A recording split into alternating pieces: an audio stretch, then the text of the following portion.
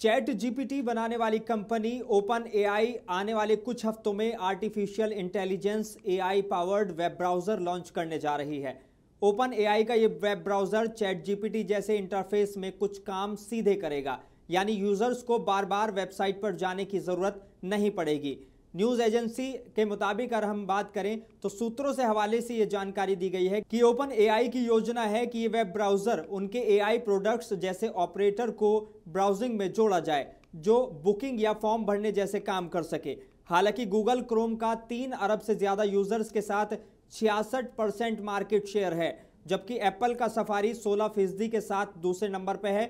Open AI को इसमें कड़ी टक्कर मिलेगी। हालांकि चैट जीपीटी के करीब 50 करोड़ वीकली एक्टिवेट यूजर्स हैं जो एक्टिव हैं। अगर केवल वही ओपन एआई के ब्राउजर का इस्तेमाल करना शुरू कर दें तो क्रोम से होने वाली गूगल की कमाई पर भारी असर पड़ सकता है, क्योंकि गूगल क्रोम के जरिए ही बिजनेस और एड को टारगेट किया जाता है।